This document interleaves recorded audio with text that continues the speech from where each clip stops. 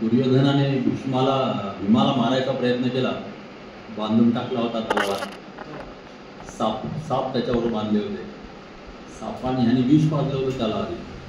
सापाने त्याच्या चावे घेतल्यामुळे ते विष उतरलं, उलट झालं. त्याच्यानंतरचा भाग आहे आता.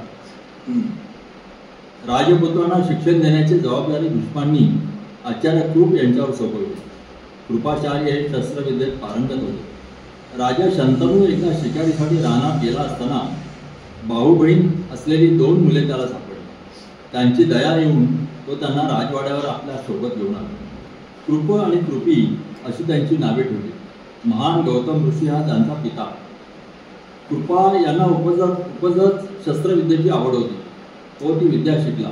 तरुण राजपुत्रांना शस्त्रविद्येचे शिक्षण देणारे आचार्य कृप हीच योग्य व्यक्ती आहे असे भीष्मांना वाटते. धृतराष्ट्र आणि पंडू यांचे पुत्र तसेच वृष्णी, भोज आणि अंधक या घराण्यातील राजपुत्र धनुर्विद्या आणि इतरही काही शस्त्रविद्या यांचे शिक्षण घेण्यासाठी हस्तिनापूरला आले. या गुरुपाशी त्यांनी आवश्यक ते शिक्षण घेतल्यानंतर पुढील शिक्षण घेण्यासाठी त्यांना अधिक मोठ्या गुरुची आवश्यकता आहे असे भीष्मांना वाटते. यासाठी योग्य अशा गुरुचा शोध भीष्म घेत होते. एक दिवस हे सर्व राजपुत्र चेंडू घेऊन खेळत असताना जवळच असलेल्या एका विहिरीत त्यांचा चेंडू पडला. रंगात आलेला खेळ असा अचानक थांबल्यामुळे हे सर्व राजपुत्र अतिशय अस्वस्थ झाले. एक माणूस हे सर्व पाहत होता बाजूला उभा राहून. तो त्यांच्या जवळ आला आणि त्यांना म्हणाला, धनुर्विद्या तुम्हाला पुरेशी अवगत नाही हे अगदी उघड आहे. ती अवगत असती तर तुम्ही असहाय्य झाला नसता. हे ऐकून ते राजपुत्र त्याला म्हणाले, आम्ही धनुर्विद्याचे शिक्षण घेतलेले आहे, पण याचा इथे काय संबंध हे आम्हाला कळलेलं नाही. तो माणूस म्हणाला, विहिरीत पडलेला चेंडू आणि धनुर्विद्या यांचा कसा संबंध आहे हे मी तुम्हाला दाखवतो. असं म्हणून त्या माणसाने रत्नजडित अंगठी आपल्या बोटातून काढली आणि ती विहिरीत टाकली. आश्चर्यचकित झालेला राजपुत्र हे पाहत असताना त्याने आपले धनुष्य सज्ज केले आणि विहिरीत एक बाण सोडला. विहिरीच्या काठाशी जाऊन राजपुत्राने आज झोकावून पाहिले. त्या बाणाने प्रथम अंगठीत प्रवेश केला आणि नंतर तो चेंडूत शिरला आणि मग त्याने दुसरा बाण सोडला, तो पहिल्या बाणात शिरला. त्यानंतर तिसरा बाण सोडला, तो दुसऱ्या बाणात शिरला. अशा रीतीने त्याने एकामागून एक बाण सोडले आणि बाणांचा जणू दोरखंड उभारला. बाणांचा हा दोरखंड आकाशी आला तेव्हा त्याने अंगठी आणि चेंडूवर ओढून घेतले. चेंडू त्याने राजपुत्रांना दिला आणि अंगठी आपल्या बोटात घातली. हे पाहून राजपुत्रांच्या आश्चर्याला सुमार उरला. अशी गोष्ट त्यांनी पूर्वी कधीच पाहिली नव्हती. ते त्या माणसाला म्हणाले, तुम्ही कोण हे सांगाल काय? तो माणूस स्मित करून म्हणाला, तुम्ही तुमच्या आजोबांकडे जा आणि जे पाहिलं ते त्यांना सांगा. मी कोण आहे ते तुम्हाला तेच सांगते. थक्क झालेले राजपुत्र धावतच राजवाड्यावर गेले आणि त्यांच्या अद्भुत माणसाविषयी भीष्मांना सांगितले. हा माणूस म्हणजे पृथ्वीचा पती द्रोण आहे हे भीष्मांनी त्या क्षणी ओळखले. द्रोण यांनी धनुर्विद्येचे शिक्षण भार्गव यांच्याकडून घेतले होते. भार्गव हे महान ऋषी भारद्वाज यांचे पुत्र. राजपुत्रांना धनुर्विद्येचे शिक्षण देण्यासाठी द्रोण हेच योग्य गुरु आहेत असा विचार भीष्मांच्या मनात आला. भीष्मांनी द्रोणांना राजवाड्याला येण्याचे आमंत्रण दिले. द्रोण हस्तिनापुरात आले तेव्हा भीष्मांनी त्यांचे आदरपूर्वक स्वागत केले. पांचाळ देशाचा राजपुत्र द्रुपद हा द्रोण यांचा बाळपणीचा मित्र. द्रुपद एकदा द्रोणांना म्हणाला, मला तू माझा मित्र म्हणून अतिशय आवडतोस. आपली मैत्री ही बाळपणीच्या सीमेवरच संपली असं मला मुळीच वाटत नाही. मी पांचाळांच्या सिंहासनाचा वारस आहे. मी राजा झालो की तुला बोलावून घेईन आणि आपली मैत्री मग आयुष्यभर टिकेल. काही वर्ष गेली. द्रोणांचे कृपीशी लग्न झाले. कृपी ही शारद्वत किंवा गौतम यांची कन्या. द्रोण आणि कृपी यांना पुत्रप्राप्ती झाली. या पुत्राच्या अश्वत्थामा असे नाव ठेवले गेले. आपल्या काळातला सर्वश्रेष्ठ धनुर्धर होण्याची द्रोणांची महत्वाकांक्षा होती. धनुर्विद्येचे श्रेष्ठ गुरु भार्गव यांची भेट घ्यायला द्रोण गेले. गुरु भार्गवांनी 21 वेळा पृथ्वी प्रदक्षिणा करून क्षत्रियांचा नाश केला होता. त्यांनी द्रोणांचे प्रेमाने स्वागत केले आणि त्यांना विचारले, मी तुझ्यासाठी काय करू शकतो? द्रोण भार्गवांना म्हणाले, माझं नाव द्रोण, मी भारद्वाजांचा पुत्र. तुमच्याकडून संपत्तीचा लाभ व्हावा म्हणून मी ते आलो आहे. भार्गव द्रोणाला म्हणाले, माझ्याजवळ संपत्ती, माझ्याजवळ जे काय आहे ते मी काश्यपला देऊन टाकले. आता माझ्या या शरीराखेरीज माझ्याकडे काहीही उरलं नाही. असा माझ्यासारखा गरीब तुला काय देऊ शकणार? द्रोणांनी स्मित केले आणि ते भार्गवांना म्हणाले, गुरुदेव, जी संपत्ती तुमच्याकडे आहे तीच मला हवी आहे. धनुर्विद्येचे तुम्ही श्रेष्ठ आचार्य आहात. तुमचा शिष्य होऊन ही विद्या मला शिकायची आहे. भार्गव म्हणाले, ही अगदी शक्य आहे. माझा शिष्य म्हणून मी तुला स्वीकार केला. द्रोणांनी सर्व शस्त्रास्त्र विद्यात प्रावीण्य मिळवले. द्रोण घरी आले तेव्हा त्याचा पुत्र अश्वत्थामा लहान होता. घरात दारिद्र्य. एक दिवस अश्वत्थामा आपल्या मातेजवळ आला आणि म्हणाला, माते, माझे सर्व मित्र दूध प्यायलेच सांगतात. देवांचा अमृत हे पेय सोडल्यास दुधासारखी सुंदर चव कुठल्याही पेयाला नाही असंही ते म्हणतात. माते, मला दूध प्यायचं आहे. ते ऐकून दारिद्र्य भोगणाऱ्या त्याच्या मातेला काय करावे कळेना. ती आपल्या मुलाचे समाधान करू शकली नाही. हे जेव्हा द्रोणांना कळले तेव्हा ते फार अस्वस्थ झाले. पण अचानक त्यांना आपल्या बालपणीचा मित्र राजपुत्र द्रुपद यांची आठवण झाली. ते आपली पत्नी कृपीला म्हणाले, कृपी, द्रुपद नावाचा माझा बालपणीचा एक मित्र आहे. आता तो पांचाळ देशाचा राजा झाला.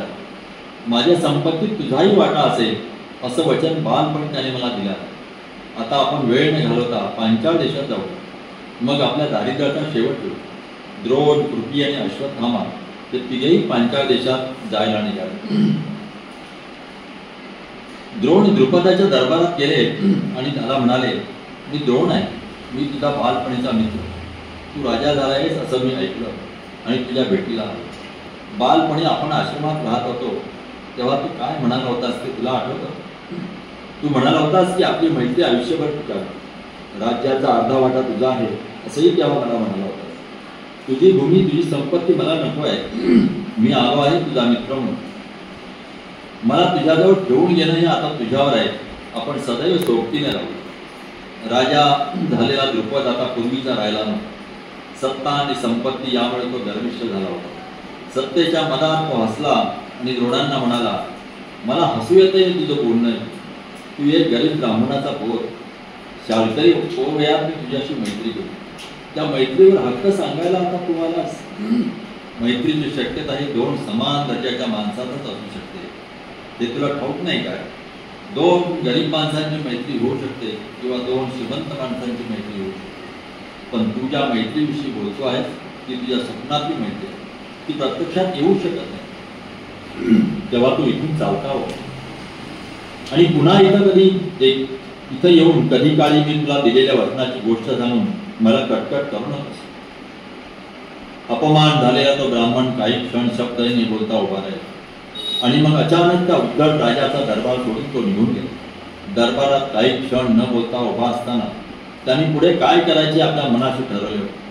सत्तेच्या मदाने अंध झालेल्या दिलेले वचन विसरल्या द्रुपदाचा सूड घ्यायचा हे त्याने आपल्या मनाशी पक्के ठरवले. एखाद्या भिकाऱ्याला अपमानकारक वागणूक द्यावी तशी वागणूक द्रुपद राजाने त्यांना दिली. त्याबद्दल द्रुपदाला शिक्षा व्हायलाच हवी. एखाद्या तरुण क्षत्रियाला धनुर्विद्येचे शिक्षण देऊन त्याच्याकडून आपल्या सुडाच्या स्वप्नाची पूर्तता करून घ्यायची असे त्यांनी ठरवले. आपली पावले त्यांनी हस्तिनापुराकडे वळवली. त्यांची पत्नी कृपी, तिचा भाऊ कृप हे तिथेच राहत होते. कुरु घराण्यातल्या तरुण राजपुत्रांना तिथे कृप धनुर्विद्येचे शिक्षण देतात असेही त्यांनी ऐकले. आपल्या सुडाच्या स्वप्नाची पूर्तता करण्यासाठी हस्तिनापुरात आपल्याला मदत मिळू शकेल अशी त्यांना आशा वाटली. द्रोण हस्तिनापूरच्या सीमेवर पोहोचले तेव्हा त्यांना कुरु घराण्यातले राजपुत्र दिसले. त्यांनी त्यांचा विहिरीत पडलेला चेंडू आपल्या बाणाने काढून दिला. त्यानंतर भीष्म आले आणि त्यांचे स्वागत करून त्यांना हस्तिनापूर नगरात घेऊन. भीष्मांनी केलेल्या स्वागताने द्रोण प्रसन्न झाले. द्रुपद राजाने केलेल्या आपल्या अपमानाची सर्व हकीकत द्रोणांनी भीष्मांना सांगितली. द्रुपदाचा सूड घेण्याची आपली इच्छाही द्रोणांनी बोलून दाखवली. भीष्म त्यांना म्हणाले, तू अगदी योग्य ठिकाणी आलाय. 100हून अधिक असलेल्या माझ्या नातवांना धनुर्विद्या शिकायची आहे. जर तू हे काम स्वीकारलंस तर माझा मोठा सन्मान झाला असंच मी समजेल आणि माझ्या मनावरचा ताण कमी होईल. क्षत्रियाला आवश्यक असणारं सर्व शिक्षण तू त्यांना दे. आपल्या उद्दिष्टांच्या पूर्तीच्या दृष्टीने आपल्या ही फार मोठी संधी मिळाली असे द्रोणांना वाटले. भीष्मांनी आपल्याला सर्व नातवांना बोलावले. त्यांना द्रोणांच्या स्वाधीन केले आणि ते द्रोणांना म्हणाले की मुलं आता तुझी आहेत असंच समज. त्यांना उत्तम वाढवण्याची जबाबदारी आता तुझी आहे. तुझ्या शिक्षणातून त्यांना पुरुषार्थ प्रकट झाला पाहिजे. तरुण राजपुत्रांना द्रोण बरीच वर्ष शिक्षण देत होते. सर्व राजपुत्रांनी शस्त्रविद्येत चांगली प्रगती केली, पण अर्जुन गुरु द्रोणांचा सर्वात धाकटा होता. अर्जुनाचे धनुर्विद्येवर प्रेम होते. तो निष्ठापूर्वक सतत सराव करीत राहील. त्याचा आपल्या मनावर ताबा होता. विद्या आणि गुरु यांच्यावर त्याची भक्ती होती. त्याचा स्वभाव प्रेमळ होता. द्रोणांना आपला पुत्र अश्वत्थामा याच्यापेक्षाही अर्जुन अधिक आवडत असे. गुरु द्रोण एकदा त्याला म्हणाले, तुझ्यासारखा धनुर्धर मी अजून पाहिलेला नाही. तुला या जगातला सर्वश्रेष्ठ धनुर्धर करण्याचं वचन मी तुला देतो.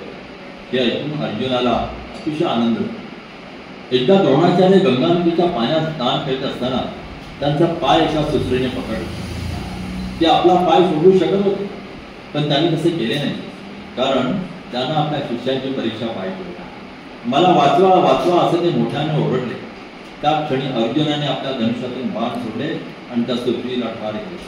द्रोण अर्जुनावर प्रसन्न झाले आणि त्यांनी अर्जुनाला ब्रह्मास्त्र शिकवले.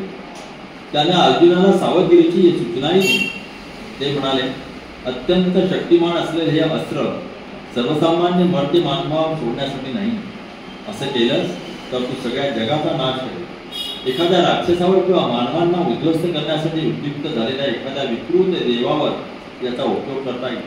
नम्रतेने आणि कृतज्ञतेने अर्जुनाने त्या अस्त्राचा स्वीकार केला. एक दिवस कृष्णवर्णाचा एक तरुण द्रोणाचार्यांना भेटायला आला.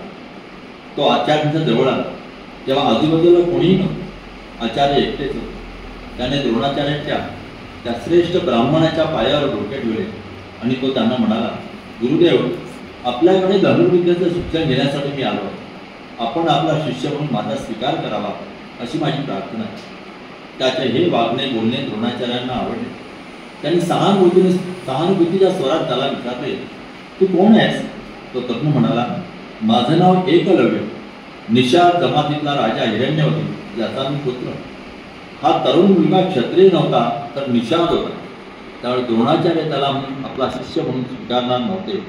ते सहानुभूतीच्या स्वरात त्याला म्हणाले, माझ्या मुला, माझा शिष्य म्हणून मी तुला स्वीकार करू शकत नाही. क्षत्रिय राजपुत्रांना धनुर्विद्या शिकवण्याची जबाबदारी मी स्वीकारली आहे. त्यांच्यामध्ये तुझं स्वागत होऊ शकणार नाही. मला तू आवडला आहेस, पण माझा इलाज नाही. हे ऐकून तो तरुण मुलगा अतिशय निराश झाला. इतक्या दूर हस्तिनापुरात तो जिथून आला होता त्या रानात तो परत गेला. ट्युशन क्लास म्हणतोय ना, पहिला ट्युशन क्लास तिथे सुरू झाला. द्रोणाचार्यांनी कौरव पांडवांच्या मुलांना शिकवसाठी त्याच्या आधी सगळ्यांना गुरुकुलात जावं लागायचं शिकायला, गुरुच्या आश्रमात. पहिल्यांदा शिक्षक तिथे आला, त्या ट्युशन त्यांनी घेतलं. त्यामुळे अन्य मुलांना ते घेऊ शकत नव्हतं. हा निषाद म्हणजे दलित किंवा हरिजन. रानात आल्यानंतर त्याने आपल्या हाताने द्रोणाचार्यांची मातीची मूर्ती बनवली. तिला तो गुरुमूर्ती असे म्हणू लागले. दररोज त्या गुरुमूर्तीची पूजा करीत आणि त्यानंतर आपल्या धनुष्य हातात घेऊन सराव करेल. असे करीत असताना आपण लवकरच धनुर्विद्येत प्रावीण्य मिळवू असा विश्वास त्याला वाटू लागला. उत्कट इच्छेचे सामर्थ्य असे असते. आपले मन आणि अंतर्मन एकाच इच्छेवरती केंद्रित होते. आपली प्रत्येक उद्या जणू इच्छेचा प्रतिध्वनी असतो.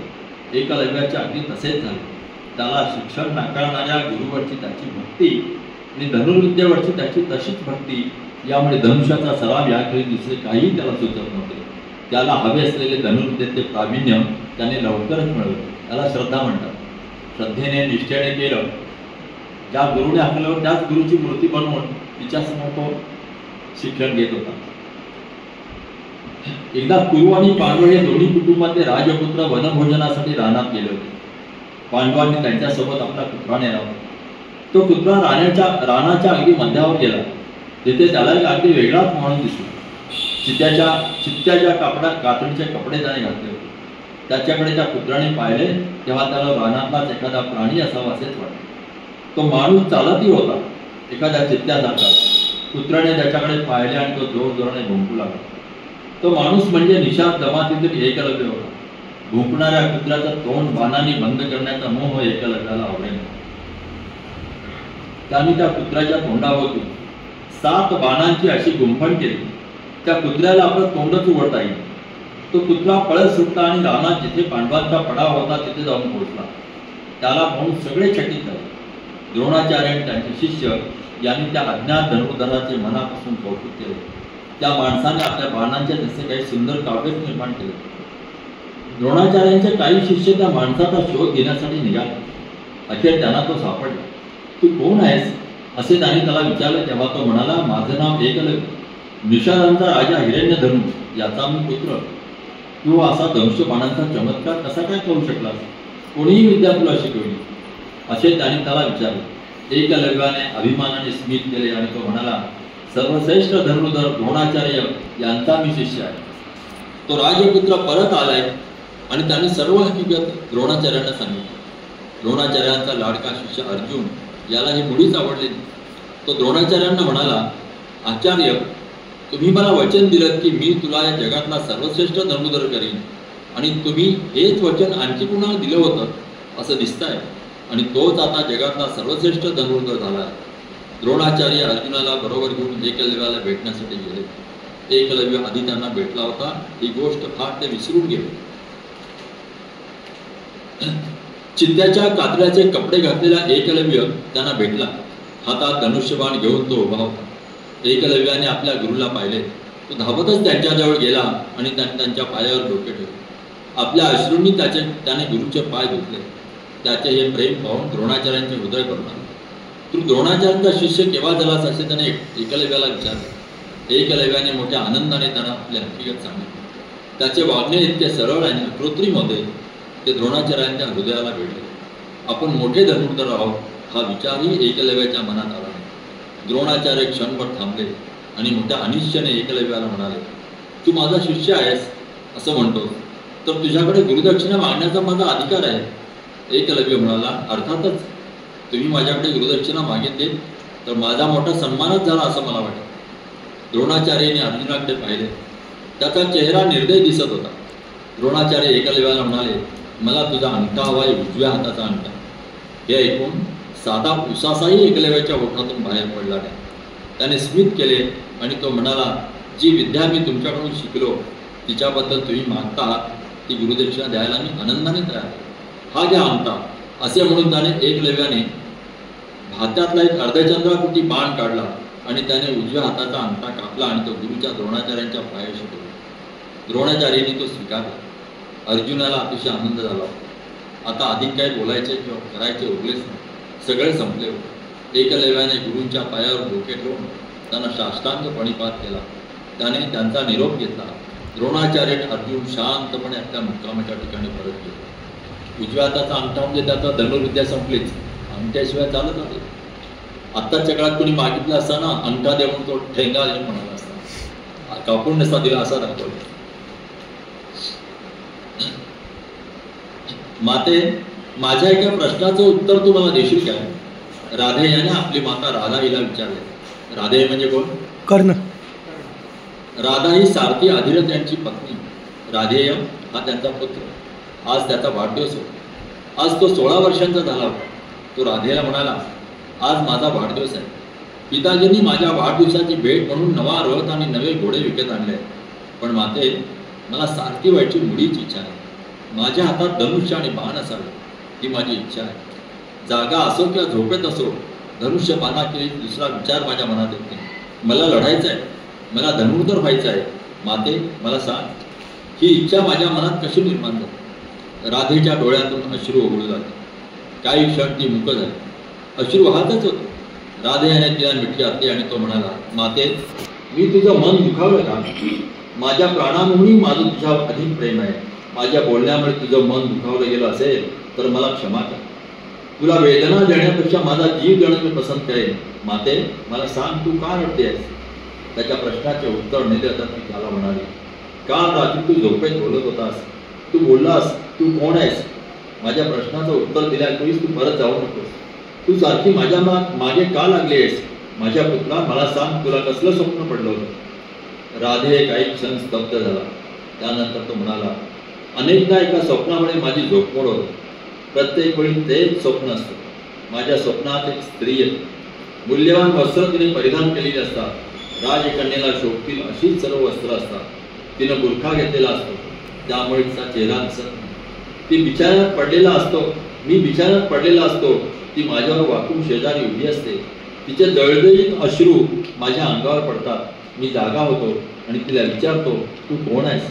पण माते, माझ्या स्वप्नातली स्त्री एखाद्या भूतासारखी अदृश्य होते.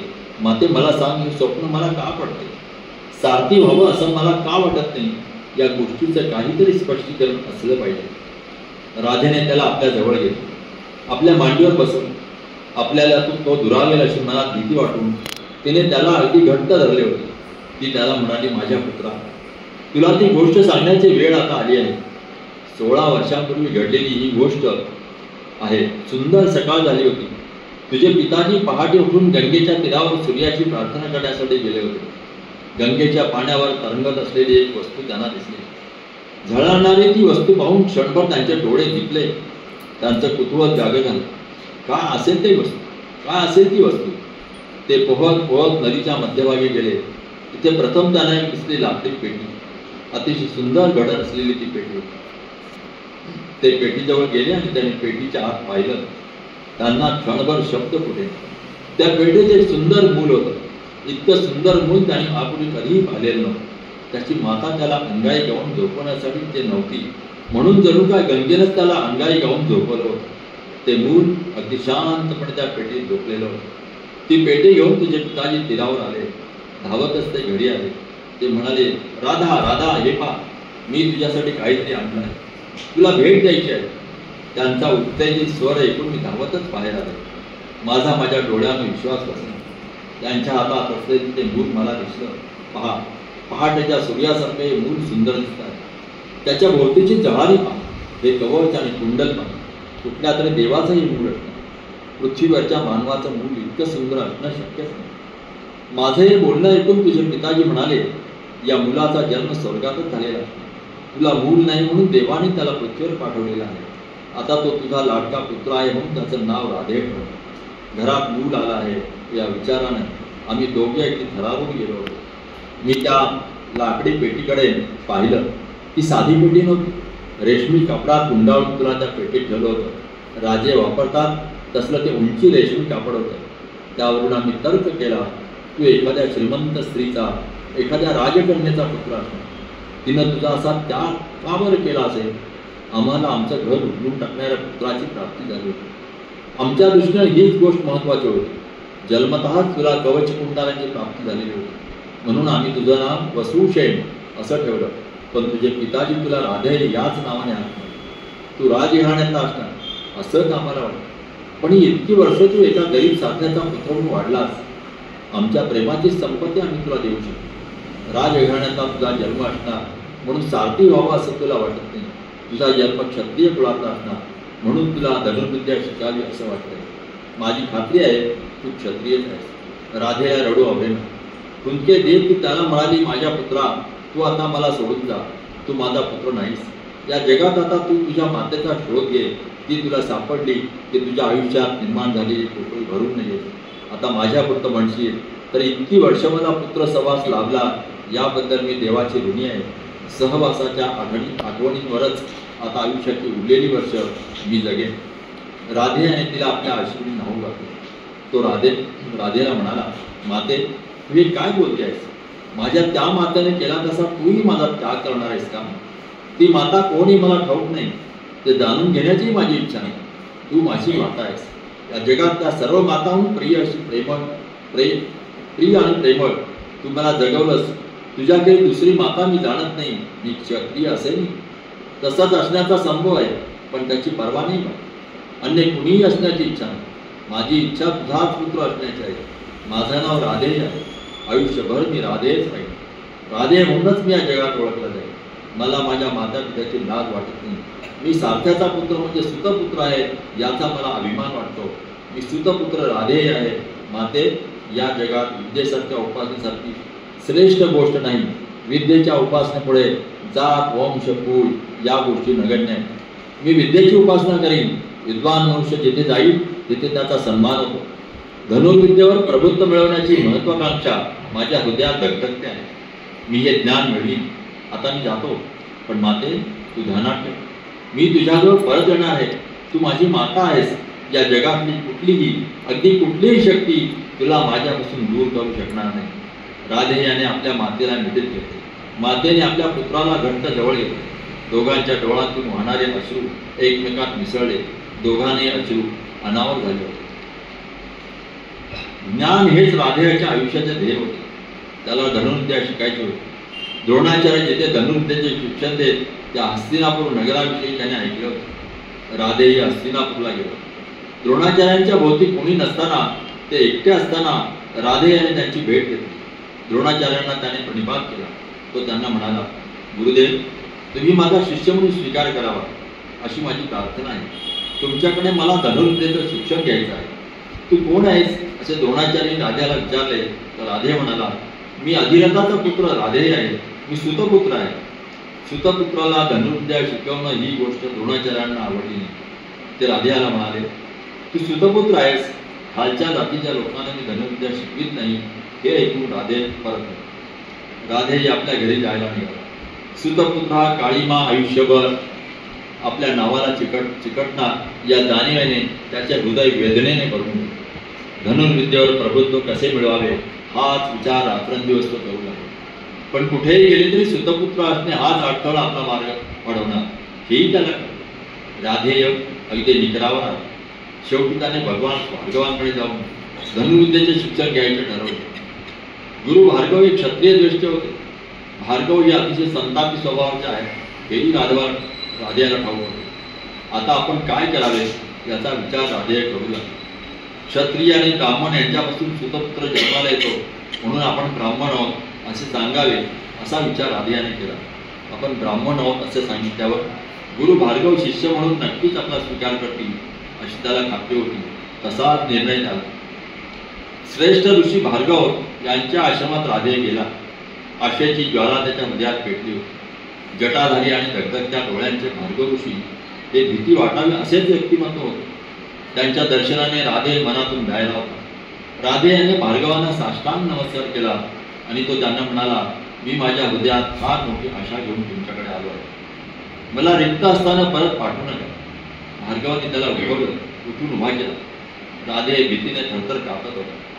राधे याची नम्रता पाहून भार्गव प्रसन्न झाला. आपण ब्राह्मण आहोत आणि आपल्याला धनुर्विद्या शिकायचे आहे असे राधेयाने भार्गवाने सांगितले. भार्गवाने प्रसन्नतेने स्मित केले आणि राधेयाला म्हणाले, माझ्याकडून जी धनुर्विद्या आहे ती सर्व तुला मी शिकवेन. म्हणजे भगवान परशुराम भार्गव. राधेयाच्या धनुर्विद्येचे शिक्षण सुरू झाले. भार्गवांच्या आश्रमात त्याची काही वर्षे मोठ्या आनंदात गेली.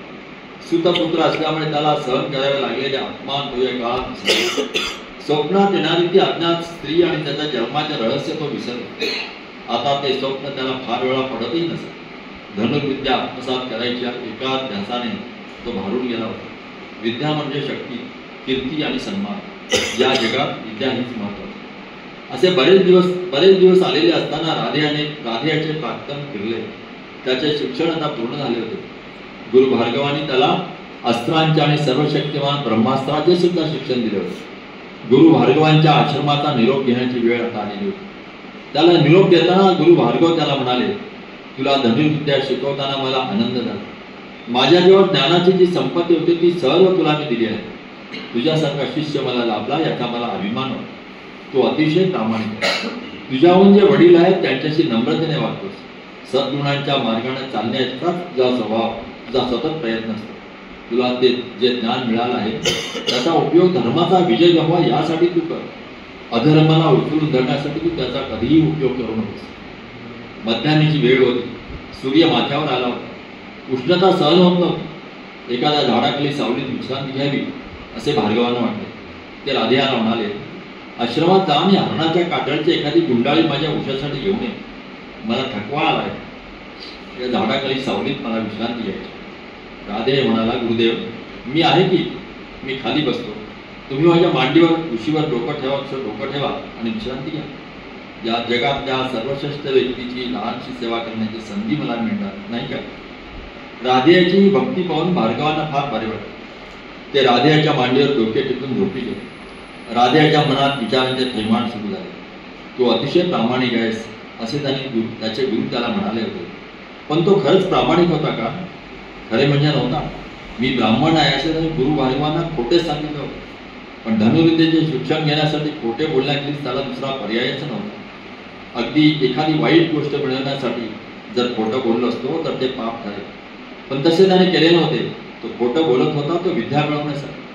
त्यामुळे त्याच्या या खोटे बोलण्याला नक्कीच क्षमा केली जाईल.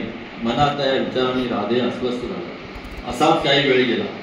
आपल्या मांडीला काहीतरी चावते आहे त्याची राधेला अचानक जाणीव झाली. असह्य वेदना त्याला होऊ लागली. मांडीवर डोके टेकून झोपलेल्या गुरु भार्गवांना जराही चावूल न लागू देता त्याने काय चावले हे वाकून पाहिले. एक किडा त्याला चावत होता. तो किडा अगदी भयानक दिसत होता. एखाद्या डुकराची अगदी लहान प्रतिमा असावी तसे त्याचे रूप होते. बारीक बारीक तीक्ष्ण दात असलेले त्याचे मुस्कट होते. त्याने चावा घेता तेव्हा पोलादाचे काटे मांडीच्या मांसात घुसले आहेत असेच राधेला. पण तो आता काय करणार? त्याने जराही हालचाल जरी केली असती तर त्याच्या मांडीवर डोके ठेवून झोपलेल्या भार्गवांची झोपमोड झाली असती. ती असह्य वेदना सोशीत राधे तसाच बसून नाही. हालचाल केली तर जागे होणार ते गुरु झोपले. तो सहन करीत नाही. आता त्या किड्याने राधेची मांडी बरीच पोखरली होती आणि मांडीतून रक्त वाहू लागले. तो उष्ण रक्त भार्गवांच्या चेहऱ्यापर्यंत पोहोचले तेव्हा त्यांना जाग आली. त्यांनी राधेला विचारले, माझ्या चेहऱ्यावर रक्त सांडत आहे, कुठून येत आहे? राधे त्यांना म्हणाला, गुरुदेव, ते रक्त माझ्या मांडीतून येत. तुम्ही झोपलेले असताना एक किडा माझ्या मांडीला चावला. मला खूप वेदना झाल्या आणि आता त्या जखमेतून रक्त वाहू लागले. भार्गवाने राधेचे रक्त शोषले त्या किड्याकडे पाहिले. त्या आश्चर्याने थक्क झाला. राधे याला म्हणाले, तुला किडा चावला असं तू म्हणतोस, तुला वेदना झाल्या असंही तू म्हणतोस, मग तू तात्काळ उठून वेदना थांबवण्याचा प्रयत्न का नाही केलास? राधे म्हणाला, गुरुदेव, माझ्या मांडीवर डोकं टेकून तुम्ही झोपी गेला होता. माझ्या वेदनेपेक्षा मला तुमच्या झोपेची अधिक काळजी होती. मी जराशी हालचाल केली असती तर तुमची झोपमोड झाली असती आणि म्हणून मी वेदनेकडे लक्ष दिलं नाही. ह्या ऐकणाऱ्या भार्गवांचा त्याच्या कानावर विश्वास बसेना. ते गोंधळून गेले. ते म्हणाले, मला हे कळूच शकत नाही. तू ब्राह्मण असूनही ही वेदना कशी सहन करू शकतस? ब्राह्मण वेदना सहन करू शकत नाही. रक्त पाहणंही त्यांना सोसत नाही. ही गोष्ट सगळ्यांना ठाऊक आहे. मला खरं काय ते सांग. तू ब्राह्मण नाहीस. तू ब्राह्मण असणं शक्य नाही. तू जसं वागलास तसं क्षत्रियच वागू शकेल. म्हणून मी इतकी वर्ष एका पापी क्षत्रियाला माझी अस्त्रविद्या शिकवली. मी क्षत्रियांचा द्वेष्ट आहे. तू केलेल्या फसवणुकीबद्दल मी तुला कधीही क्षमा करणार नाही. तू क्षत्रिय आहेस, कबूल कर. राधे याने भार्गवांच्या पायावर डोके ठेवले. त्याच्या डोळ्यातून आशीर्वाद होते. आपण शिकलो ती सर्व विद्या आता निष्फळ ठरणार जाणीवेने आपल्या हृदय दुभंग होतो असे त्याला वाटले. भार्गवांचे पाय घट्ट धरून तो म्हणाला, गुरुदेव, मला क्षमा करा. मी माझ्या पित्याहूनही तुम्हाला अधिक मानतो. आपल्या मुलाने केलेल्या अपराधाची पित्याने त्याला क्षमा केली पाहिजे. मी ब्राह्मण नाही, पण मी क्षत्रिय सुद्धा नाही. मी सुतपुत्र राधेय आहे. मी अधिरथाचा पुत्र आहे. सुताचा जन्म ब्राह्मण आणि क्षत्रिय यांच्यापासून होतो आणि म्हणूनच मी ब्राह्मण आहे असं तुम्हाला सांगितलं. मला हवी होती फक्त विद्या. विद्या जात किंवा वंश यांची पर्वा करीत नाही असं म्हणतात. तेव्हा तुम्ही उदार हृदयाने माझ्या अपराधाची मला क्षमा करा. मी खोटं बोललो ते तुमचा शिक्षा व्हावं यासाठी. तुमच्यावर माझी भक्ती आहे. या जगात तुमच्या इतका प्रिय मला कुणीही नाही.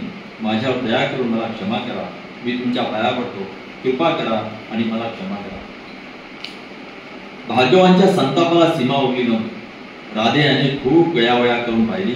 भार्गवांचे हृदय द्रवले नाही. ऋषींनी आपल्या सर्व इंद्रियांवर ताबा मिळवलेला असतो, पण त्यांच्या रागावर मात्र त्यांचा ताबा नसतो. संतापाच्या त्या क्षणी भार्गव राधेची भक्ती, त्याची नम्रता, त्याच्या आपल्यावरचे प्रेम या सर्व गोष्टी विसरल्या. चावलेल्या किड्याची वेदना आणि त्यामुळे होणारा रक्तस्राव राधे याने आपल्यावर असलेल्या प्रेमामुळे सहन केल्या याचेही त्यांना विस्मरण झाले. त्यांच्या राधे यावर अतिशय प्रेम होते, पण त्यांची आठवण सुद्धा त्यांना उरली नाही. या सर्व गोष्टी त्यांना दृष्टीआड झाल्या. ऋषीकडे असलेले इत्तार म्हणजे शाप ते त्याने उगारले. राधे याला शाप दिला. ते त्याला म्हणाले, खोटं बोलून तू माझ्याकडे धनुर्विद्या शिकलास. अत्यंत निकराच्या क्षणी ज्यावेळी तुला अस्त्राची गरज असेल त्यावेळी ते तुला आठवणार नाही असा माझा तुला शाप आहे. हा शाप ऐकतात राधेव भार्गवांच्या चरणाशी घोषित झाला. काही क्षणानंतर राधे याला शुद्ध आले. त्याने हुंके देत भार्गवांना विचारले, का तुम्ही मला असं शाप दिला गुरुदेव? मी खोटं बोललो, मला ज्ञान हवं होतं म्हणून. तुम्ही माझ्यावर असं कठोर होऊ नका. मला राधेयाचे आर्जव निष्फळ झाले. ब्राह्मणाने एकदा शापणे उच्चारली की ती मागे घेता येत नाही. भार्गवांच्या संतापाचा भर आता ओसरला होता. त्यामुळे ते राधेला म्हणाले, मी शापणे उच्चारले की आता मला मागे घेता येत नाही, पण एका गोष्टीचं मी तुला आश्वासन देतो. तुला कीर्ती हवी होती, तुला ती मिळेल. भविष्य काळात या पृथ्वीवरचा महान धनुर्धर म्हणून तुझं नाव स्मरलं जाईल, असे आशीर्वाद देत गुरु भार्गव निघून गेले. राधे याने हलकेच आपले डोके वर केले आणि पाहिले. भार्गव निघून गेल्याचे त्याला कळले. आपले डोळे पुसत निराश अंतकरणाने राधे तिथून निघाला. आपण कुठे जायला निघालो आहोत हेच राधेला कळत नव्हतं. तो निरुद्देश चालला होता. तो समुद्र किनाऱ्यावर आला, तिथे तो बसला. तो कितीतरी वेळ तिथे बसून होता हे त्याचे त्याला कळलेच नाही. समुद्राच्या लाटा किनाऱ्यावर आदळत होता. तो सुतपुत्र असल्यामुळे त्याच्याकडे पाठ फिरवणाऱ्या जगाविरुद्ध तो लढणार होता, पण त्याचे हे प्रयत्न निष्फळ ठरले. लाटांचे करुण शोकगीत ऐकताना आपल्या जखमेवर वेदना शमवणारे औषध लावले जात आहे असे त्याला वाटले. काही वेळाने तो तिथून उठला आणि त्याने चालायला सुरुवात केली. तो परत येत असताना वाटेत त्याला एक प्राणी पळताना दिसला. त्याला वाटले की ते हरिण आहे. त्याने नेट धरून त्याच्यावर बाण सोडला. तो प्राणी मरून खाली पडला. शिकार झालेल्या त्या प्राण्याजवळ राधे गेला तेव्हा त्या धक्कात बसला. तो प्राणी म्हणजे हरिण नसून एक गाय होती. ती गाय एका ब्राह्मणाची होती. राधे याने त्या ब्राह्मणाची क्षमा मागितली. केवळ नजर चुकीमुळे त्या गायीची हत्या आपल्या हातून घडल्याचे त्याला सांगितले. तुला मी एकापेक्षा अधिक गाय देतो, संपत्ती देतो, असंही तो त्या ब्राह्मणाला म्हणाला. पण तो ब्राह्मण अतिशय संतापला. त्याने राधेला शाप देऊन आपल्या रागाला वाट करून दिली. तू तुझ्या कट्टर शत्रूबरोबर लढत असताना तुझ्या रथाचा चाक जमिनीत रुतून बसेल आणि संकटाची जराही कल्पना नसलेल्या माझ्या निष्पाप गायीला तू जसं ठार मारलंस तसंच तुझा शत्रू तुला ठार करील, असा शाप त्याने राधेला दिला. दुर्दैवाने आपल्याला लक्ष्य केलं आहे त्याची जाणीव त्या क्षणी राजाला झाली. त्याला जन्म देणाऱ्या स्त्रीच्या निर्दयपणामुळे त्याचा जन्म एक रहस्य करून बसला. त्याच्या बाळपणाला आणि तारुण्याला सुतपुत्रा काळीमा लागला. इतके होऊ नये. गुरु भार्गवाने जर शिष्य म्हणून आपला स्वीकार केला तर आपण सुखी होऊ अशी आशा त्याला वाटली होती. पण ही आशा एक मृगजळ ठरली.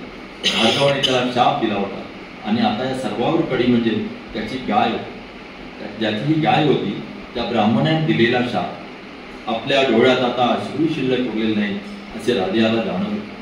ज्यासाठी जगावे, ज्यासाठी लढावे असा आयुष्यात काही उरलेच नाही. अशा निराशेने त्याचे मन भरून गेले. ज्याच्यावर प्रेम करणाऱ्या त्या एकच व्यक्ती या जगात होती आणि ती म्हणजे त्याची माता राधा. तो या राधेचा पुत्र राधेय होता.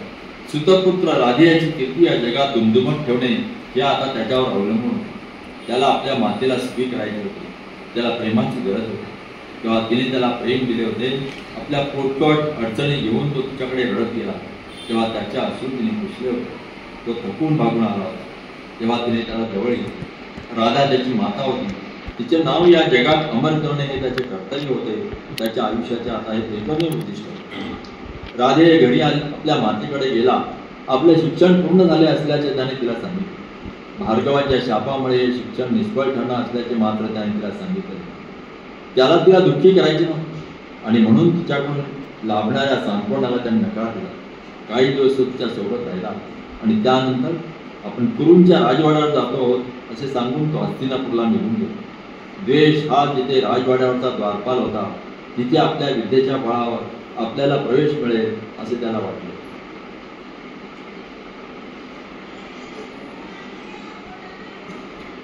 शस्त्रास्त्र विद्येत आपल्या शिष्यांनी कमावलेल्या कौशल्याचे दर्शन राजघराण्यातील मंडळींना राज्यातील जनतेला घडवले पाहिजे असा विचार द्रोणाचार्यांच्या मनात आला.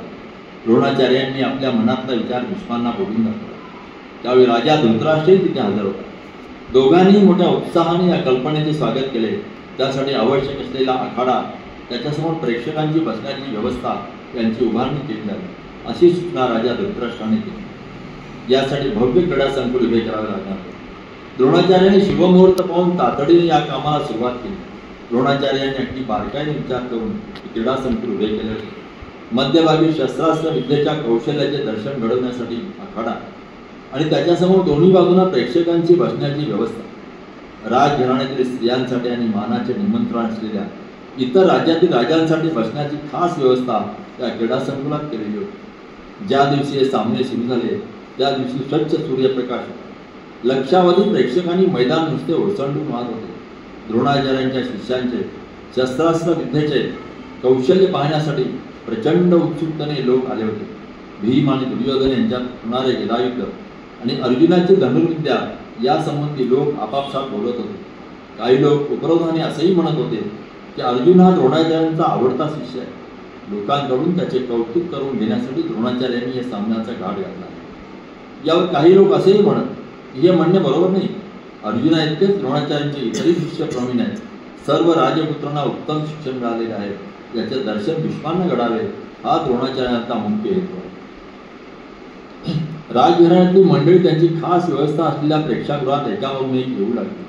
प्रथम भीष्मांनी प्रवेश केला. त्याची पांढरी शुभ दाढी सूर्यप्रकाशात झळाळत होती. भीष्मांमागून कृपांचा प्रवेश झाला. विदुरांच्या मागून राजा धृतराष्ट्र आणि राणी गांधारी यांनी प्रवेश केला. त्यांच्यानंतर कुरुघराण्यातली मंडळी आली.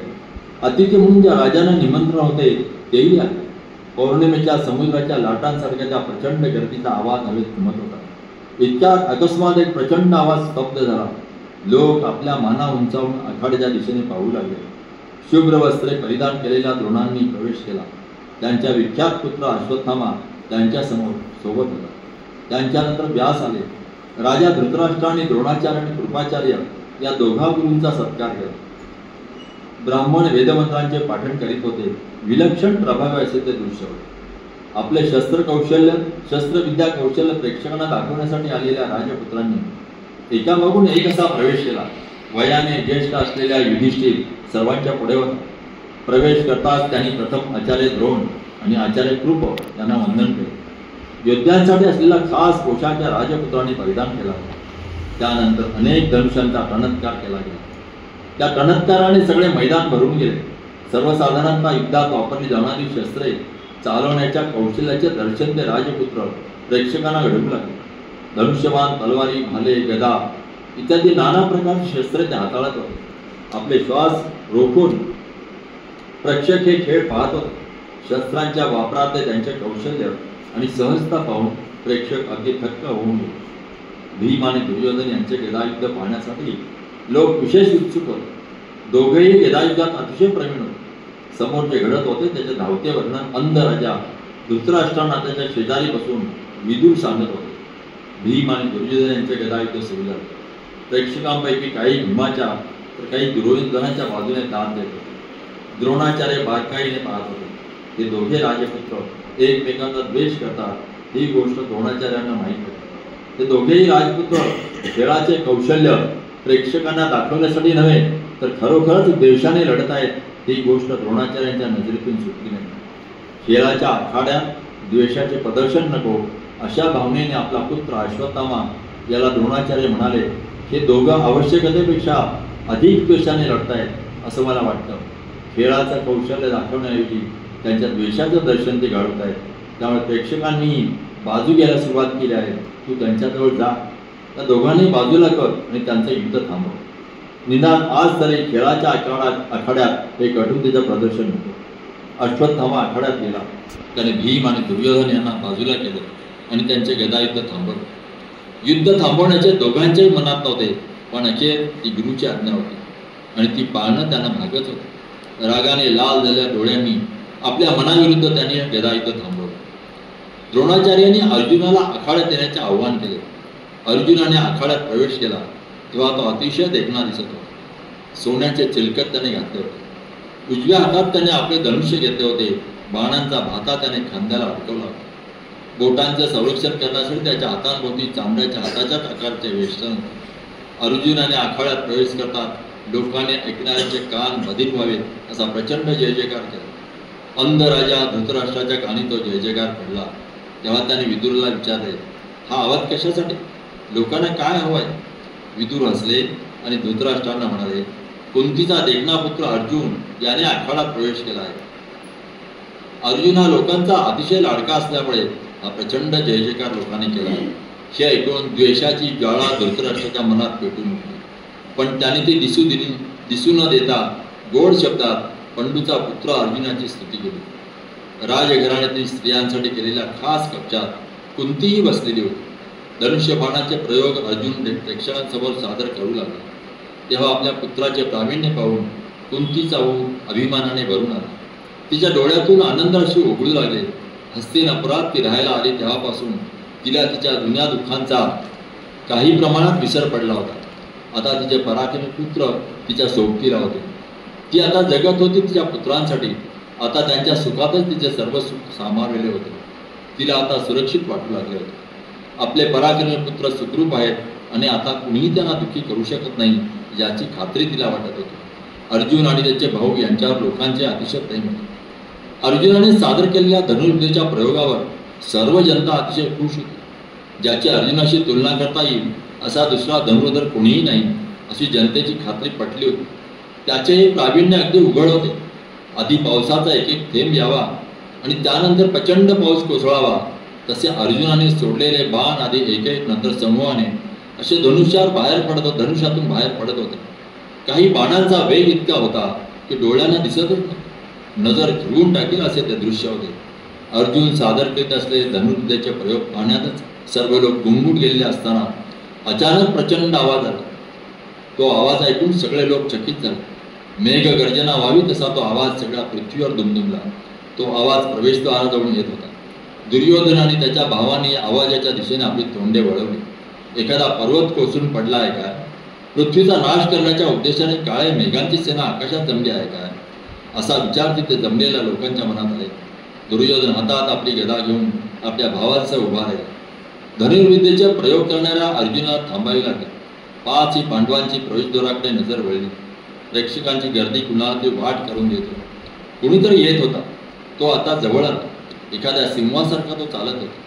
एखादा देवासारखा दिसणारा त्या माणसाकडे लोकांची गर्दी चकित होऊन पाहत होती. पुन्हा तो प्रचंड आवाज ऐकू आला. आत प्रवेश करणाऱ्या माणसाच्या धनुष्याच्या दोरीच्या टणत्काराचा आवाज होता. तो राधेय होता. त्याची कवच कुंडे झळाळत होती.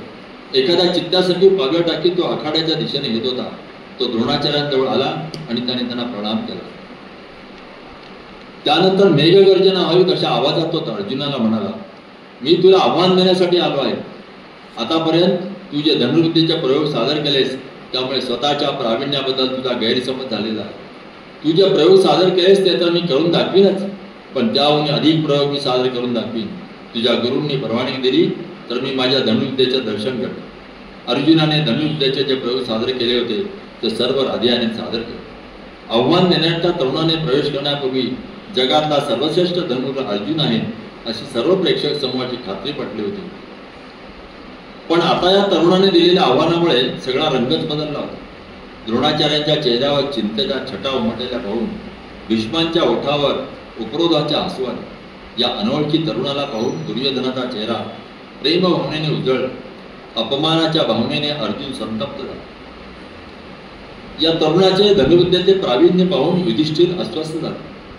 राधे याने धनुर्विद्येच्या प्रयोगांचे सादरीकरण संपवले आणि त्याने अर्जुनाला द्वंद्व युद्धाचे आव्हान दिले.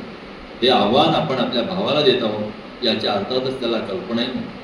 अर्जुन राधेयाला म्हणाला, निमंत्रण नसताना ते येऊन आपल्या शौर्याचा गर्व मिरवणार तू कोण आहेस?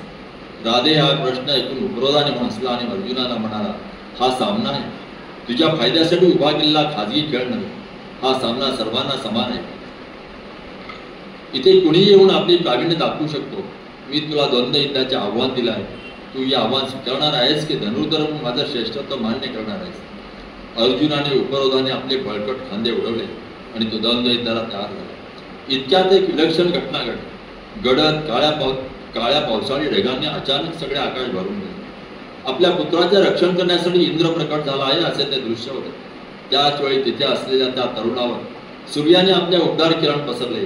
त्यालाही आपल्या पुत्राचे रक्षण करायचे होते. अति सुंदर असे ते दृश्य होते. सूर्याच्या उबदार किरणांनी नाक राधे उभा होता आणि काळ्या ढगांच्या सावलीत अर्जुन उभा होता. काही प्रेक्षक राधेयाची तर काही प्रेक्षक अर्जुनाची बाजू आपल्या मनात घेत होते. राजा धृतराष्ट्राचे पुत्र राधेयाच्या बाजूचे होते. द्रोणाचार्य, कृपाचार्य आणि भीम हे अर्जुनाच्या बाजूचे होते. द्वंद्व युद्धाला प्रारंभ होण्यापूर्वी स्त्री प्रेक्षकांच्या कक्षात अस्वस्थता निर्माण झाली. कुंती बेशुद्ध पडल्याची बातमी विदुरांच्या कानी आली. असे घडण्यापूर्वी कुंती अगदी सुखी होती. का चक्कर आले तिला? कर्णाला ती ओळखते, बाकी कुणाला माहीत नसतं. ती ओळखते, कवच कुंड असला मुलगा आहे. कवच आणि कुंडले धारण केलेल्या त्या तरुणाला पाहून तिला धक्का बसला होता. आपल्या पुत्राला गंगेच्या प्रवाहात सोडल्याची तिला आठवण झाली. तेव्हा ती आपल्या पुत्राला म्हणाली होती, बरीच वर्षे उलटल्यानंतर भविष्य काळात मी तुला पाहीन, तुझ्या कवच कुंडावरून मी तुला ओळखीन. आता तो तिला दिसत होता आणि तो आला पुत्र आहे तिला कळले होते. श्रेष्ठत्व सिद्ध करण्यासाठी आपले दोन्ही पुत्र द्वंद्व युद्ध करत असल्याचे पाहून तिच्या मनाला असह्य वेदना झाल्या. या वेदनांचा काही वेळ तिला विसर पडावा म्हणून निसर्गाने दयावान होऊन तिला बेशुद्ध केलं. विदूर धावतच तिच्याजवळ गेले आणि तिच्या मुखावर त्याने सुगंधी पाणी शिंपडले. भूतकाळ आणि भविष्यकाळ बघण्याची दृष्टी असलेल्या विदुरांना सर्व काही कळले होते. काही वेळाने कुंती शुद्धीवर आली. विदुराने परोपरीने तिचे सांत्वन केले. तिने आपल्या दोन्ही पुत्रांकडे पाहिले आणि वेदनेचा आग डोंब तिच्या हृदयात पेटला. त्या क्षणापासून शांती आणि सुख तिने कधीच अनुभवले नाही. वेदना आणि चिंता यांचे न संपणारे दिवस असे जगणे तिच्या वाट्याला आले. राधेय आणि अर्जुन हे दोघे तरुण द्वंद्व युद्धासाठी सज्ज झाले. रागाने लाल झालेल्या डोळ्याने ते दोघे वीर एकमेकांकडे पाहत होते. इतक्यात कृपाचार्य आखाड्यात आले आणि म्हणाले, द्वंद्व युद्धाचे नियम आपण पाळले पाहिजे. अर्जुना, कुंतीचा श्रेष्ठ अशा कुरु घराण्याचा आहे. राधेया, आता तुझा पिता कोण आणि तू कुठल्या घराण्यातला हे तू जाहीर केलं पाहिजेस. कुठल्या राज्याचा तू प्रमुख आहेस हेही तू जाहीर कर. द्वंद्व युद्धे दोन समान दर्जाच्या व्यक्तींमध्ये घडतात असा नियम आहे. कुठल्याही राजपुत्राने आपल्यापेक्षा कमी दर्जाच्या व्यक्तीबरोबर द्वंद्व युद्ध खेळता कामा नये. दवबिंदू चिंब भिजलेल्या कमळाप्रमाणे राधेयाने आपली मान वाकवली. हे पाहताच आपले वेटोळे सोडून ताट राहणाऱ्या नागाप्रमाणे आपल्या जागेवर दुर्योधन उभा राहिला. भावनेने हेलकावणाऱ्या आवाजात तो कृपाचार्यांना उद्देशून म्हणाला, गुरुदेव, प्राचीन धर्मानं राजाचे 3 प्रकार असलेले सांगितले आहेत. जन्मसिद्ध राजा, शौर्यामुळे राज्यपद प्राप्त झालेला राजा आणि एखाद्या राजाचा पराभव होऊन राज्य प्राप्त झालेला राजा. शौर्यावर क्षत्रियांचा जन्मसिद्ध हक्क असतो असं मानण्याचं कारण नाही. शौर्य हा गुण इतर जमातीत आढळतो. या गुणाचा अधिष्ठान जागतिक आहे. राजानं फक्त राजाशीच युद्ध केले पाहिजे या नियमाला अर्जुन जर घट्ट कवटाळून बसणार असेल तर त्याची इच्छा मी पूर्ण करतो. राजा याला अंग देशाचं राज्य दिल्याचं मी जाहीर करतो. आता या दोघांनी द्वंद्व युद्ध करण्यास कसलीच हरकत नाही. दुर्योधनाचा निर्णय ऐकून सगळे लोक अगदी थक्क झाले. या निर्णयाचा उत्कट अभिमान भीष्मांना वाटला आणि त्यांच्या डोळ्यातून आनंदाश्रू उगळले. शाबास शाबास असा घोष प्रेक्षकांच्या गर्दीतून उसळला. सगळे लोक दुर्योधनाकडे श्वास रोखून पाहत होते. दुर्योधनाने भीष्म आणि धृतराष्ट्र यांची परवानगी घेऊन राधेयाला राज्याभिषेक करण्यासाठी लागणाऱ्या तीर्थ आणि इतर गोष्टी मागवल्या. त्या तात्काळ हजर करण्यात आल्या. ब्राह्मण वेदमंत्रांचे पठण करू लागले. दुर्योधनाने आपला मुकुट राधेयाच्या मस्तकावर ठेवला आणि आपली तलवार राधेयाच्या उजव्या हातात दिली. त्यानंतर दुर्योधनाने राधेयाला राज्याभिषेक केला. दुर्योधन राधेयाला म्हणाला, अनोळखी तरुणा, तू आता अंग देशाचा राजा आहे. अर्जुना, हा तरुण आता तुझ्यापेक्षा वरच्या दर्जाचा आहे. त्याच्याशी युद्ध कर आणि आम्हा सर्वांना ते पाहण्याचा आनंद मिळतो. राधेयाला अश्रू आवडेना. भावना अनावर झाल्यामुळे काही क्षण त्याला शब्द फुटेना. तो म्हणाला, महाराज, तुम्ही मला दिलेल्या थोर सन्मानाबद्दल तुमचे आभार कसे मानावे हे मला कळत नाही. त्या सन्मानाला योग्य आहे असं मला वाटत नाही. मी काय करू? माझी कृतज्ञता कशी व्यक्त करू? मी कशाने तुमचा उत्तराई होईल? ते ऐकून उदार हृदयाचा दुर्योधन हसला आणि म्हणाला, तरुण मनुष्या, तू कोणीही असलास तरी तुझ्या थोर गुणांमुळे अंग देशाचे राज्यपदच काय, पण याहूनही मोठ्या सन्मानाची तुझी योग्यता आहे. या सर्व जगावर राज्य करण्याची तुझी योग्यता आहे. हा जो लहानसा सन्मान आम्ही दिला आहे त्याबद्दल तुझ्याकडून आम्हाला काही मिळावं अशी कसलीही अपेक्षा आम्ही बाळगलेली नाही. आम्हाला तुझं प्रेम हवं आहे, तुझा स्नेह हवा आहे. या दुर्योधनानं तुझं हृदय हवं आहे. ते ऐकून आपल्या अश्रूतून स्मित करत राधे म्हणाला, माझं हृदय महाराज हे तर मी तुम्हाला केव्हाच देऊन शकलो. दुर्योधन राधेच्या जवळ गेला. राज्याभिषेकाच्या पवित्र स्थानाने राधेही अगदी चिंब भिजून गेला होता. त्याच्या डोळ्यातून आनंदाश्रू उघडत होते. कृतज्ञतेने भारावलेला राधेय दुर्योधनाच्या जवळ गेला. त्या दोघा मित्राने एकमेकाला दृढ आलिंगन दिले. ते दृश्य पाहणाऱ्या सर्व प्रेक्षकांचे डोळे भरून आले. तेवढ्या वृद्धावृद्धाचा राजपुत्र दुर्योधन कुरु घराण्याच्या राजपुत्राने जसं वागलं पाहिजे तसाच दुर्योधन वागला. खरा राजपुत्र सर्व प्रेक्षकांच्या मनात हीच भावना निर्माण झाली. इतक्यात अशी एक घटना घडली की ती पाहणारे प्रेक्षक भावनांनी हेलावून गेले. एक म्हातारा माणूस काठीचा आधार घेत आखाड्याकडे चालत येत होता. राधे याने त्याच्याकडे पाहिले. तो धावतच त्याच्याजवळ गेला. राधेने त्याच्या पायावर डोके ठेवले आणि आपल्या डोक्यावरचा अंगदेशाचा राजमुकुट त्याच्या पायावर ठेवला. तो म्हातारा माणूस म्हणाला, राधेया, सुदैवाने तुला साथ दिली याचा आनंद मला होतो आहे. उदार हृदयाच्या राजा दुर्योधनाचा विजय. हा म्हातारा माणूस म्हणजे राधेयाचा पिता अधिरथ होता. राधेय हा सुतपुत्र आहे हे आता सर्वांना कळलं. आतापर्यंत शांत बसलेले पांडव या खालच्या जातीतून वर येऊन पोचलेल्या तरुणाकडे पाहून उपरोधाने हसले. भीम म्हणाला, अरे सुतपुत्रा, मी काय सांगतो ते ऐक. तू अर्जाकडून ठार मारला जावास अशी तुझी लायकी नाही. तुझ्यासारख्या सुतपुत्रांना हातात चाबूक घेऊन रथ हाकावा हेच तुला शोधून दिसते. हे ऐकून राधेय दुखावला गेला. त्याचे ओठ संतापाने थरथरू लागले. तो शांत उभा राहिला आणि आपले दैवत सूर्य याच्याकडे त्याने ते पाहिले. ते दृश्य पाहून कुंतीचे हृदय वेदनेने भरून गेले. सूर्य आपला पिता हे त्याला ठाऊक नसूनही राधेयाने सहानुभूतीसाठी सूर्याकडे पाहावे ही गोष्ट सहन करणे तिला कठीण केलं. तिचा पदर अश्रूने भिजून गेला. दुर्योधन उभा राहिला. कमलांनी भरलेल्या तळे उद्ध्वस्त करण्यासाठी निघालेल्या संतप्त हत्तीसारखा तो दिसत होता. नागाने विष ओकावे तसं दुर्योधन म्हणाला, भीमा, तू राजपुत्र आहेस. उच्च कुळात तुझा जन्म झाला आहे. तू आता जे बोलतोयस तुझ्यासारख्या राजपुत्राला शोभणार नाही. मी मगाशी म्हटलंच आहे की शौर्य ही क्षत्रियांची आणि केवळ क्षत्रियांचीच अनुवंशिक गुणवत्ता आहे असं मानणं चुकीचं आहे. शूरवीर आणि अध्या यांचा उगम कुठे झाला हे महत्वाचं नाही. या जगाचा थोर पुरुषांचा जन्म कुठे झाला हे पहा. त्यांचा जन्म सहसा अविख्यात आहे असंच दिसतं. वडवणाचा जन्म समुद्राच्या पाण्यात होता. आपले गुरु द्रोणाचार्य आणि कृपाचार्य यांचा जन्म पहा. इतकंच काय, पण तुझा पिता आणि माझा पिता तसंच विदुर काका यांचा जन्म पहा. तुमचं सुद्धा काय, तुम्ही आपल्या मातेचे पुत्र आहात. तुमचं पितृत्व कोणाकडे हे ठाऊक नाही असं सगळं जग म्हणतं. त्या जन्माच्या उच्च निर्मिती पोकळ बडबड बंद करा. आता या तरुणाविषयी तुमची समजशक्ती इतकी कमी आहे हे पाहून मला तुमची कीव येते. क्षत्रियात आणि केवळ क्षत्रियाचे गुण दिसतात ते त्याच्यातही आहे. गरीब अश्राप हरणाच्या पोटी वाघाचा जन्म होऊ शकत नाही हे तुम्हाला कळत नाही काय? हा तरुण क्षत्रिय असला म्हणजे तुम्हाला जाणवत नाही काय? मी त्याला अंगदेशाचा राजा केला, पण याहीपेक्षा मोठ्या सन्मानाची त्याची लायकी आहे. या सगळ्या पृथ्वीचं राज्य करण्याची त्याची योग्यता आहे. महान होण्यासाठी त्याचा जन्म आहे. त्याची थोडी समजून घेण्याची तुमची लायकी नाही. त्याचा जन्म कुठला किंवा तो कुठून आला याची मला पर्वा नाही. तो वीर पुरुष आहे. तो वीर पुरुषाबरोबरच राहील.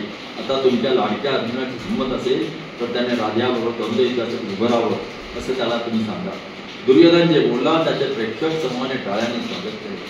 आपल्या पुत्राचा झालेला सन्मान पाहून सूर्य आनंदाने स्मित करीत पश्चिमेकडे वळला. नाट्यपूर्ण आरंभ झालेल्या सामन्यांचा शेवटी तसाच नाट्यपूर्ण झाला. द्रोण आणि अर्जुन दोघेही जे काही घडले त्याविषयी नाराज होते. दिवसाच्या शेवटी सगळेजण राजपुत्र दुर्योधन आणि तो नवागत तरुण राधे यांच्याविषयीच बोलत होते. अर्जुनाने सादर केलेले शस्त्रविद्येचे प्रयोग कुणाच्याही लक्षात राहिले नाही. सर्वांना ते शिळे वाटले. या भव्य सामन्याचा बोजवारा उडाल्याची त्याला आनंद. रात्र झाली. रात्रीच्या अंधाराने सर्वांना वेढून टाकले. मशाली पेटवल्या गेल्या. मशालींच्या प्रकाशात दुर्योधन आणि राधेय दोन मित्र सर्वांना दिसत होते. प्रेम भरल्या डोळ्यांनी हातात हात झुंपून ते दोघेजण सर्वांच्या पुढे चालले होते. भीष्मांच्या ओठात चोरटे स्मित होते. पराभूत झाल्यागत दिसणारे द्रोणाचार्य सर्वांच्या मागून चालले होते. त्यांचा चेहरा विचारवंत दिसत होता. विदुरांचा चेहरा उदास आणि गंभीर दिसत होता. अपशकून सुचवणाऱ्या धूमकेतूप्रमाणे युधिष्ठिराच्या आकाशात राधेय उगवला होता. धनुर्विद्येच्या क्षेत्रात राधेयाची बरोबरी करणारा दुसरा कुणीही नाही हे युधिष्ठिराला स्पष्टपणे कळून दिलं. भीम आणि अर्जुनच्या शक्तीमुळे आणि शस्त्रकौशल्यामुळे युधिष्ठिराला आजपर्यंत सुरक्षित वाटत आले होते. ते सगळ्या कौरवांपेक्षा शस्त्रविद्या श्रेष्ठ होते, पण आज युधिष्ठिराला सुरक्षिततेची खात्री वाटेल. शस्त्रयुद्धात पांडव अजिंक्य आहेत हा त्याचा विश्वास आता ढासळला होता. दुर्योधन आणि राधे यांच्या मैत्रीच्या करारामुळे युधिष्ठिर मनाची शांती घालवून बसली. अर्जुनाच्या भुवया संतापाने उंचावल्या आणि भीमाच्या मुखी आवडल्या गेल्या. दुर्योधनाने उच्चारलेले अपमानकारक शब्द त्याला झोंबले होते, पण तो त्याला प्रत्युत्तर करू शकला नव्हता, कारण त्यातला प्रत्येक शब्द खरा होता. पाचही पांडव खिन्न मनाने आखाड्यातून बाहेर पडले.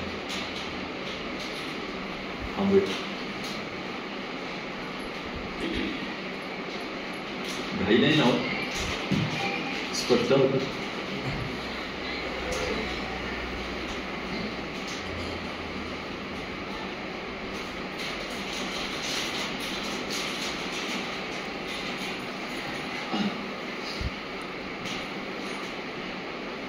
आता विश्वात्मके देवे येणे वाग्यज्ञे तुषावे तुषोनी मज जावे पसायता नये जे फळांची व्यंकटी सांडो तया सत्कर्मी रती वाढो तुला परस्परे पडो मैत्र जीवांचे दुरितांचे तीर जाओ विश्वस्वधर्म सूर्ये पाहो जो जीवांशील तो ते राहो प्राणी जात वर्षक सकळ मंडळी ईश्वर निष्ठांची मांडी आळी अनवर्त भूमंडळी भेट तूता चला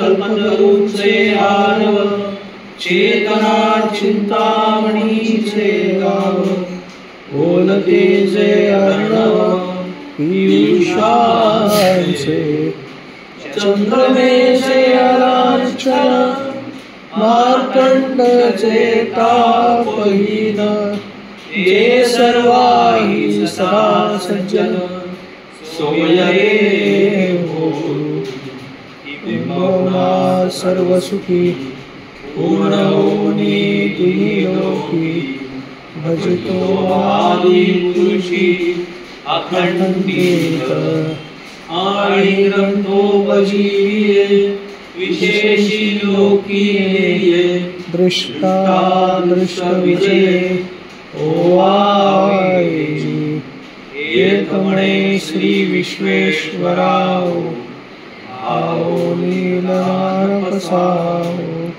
येणे वैज्ञानेवो सुखिया झाला सुखिया झाला सुखिया झाला ओम शांती शांती शांती।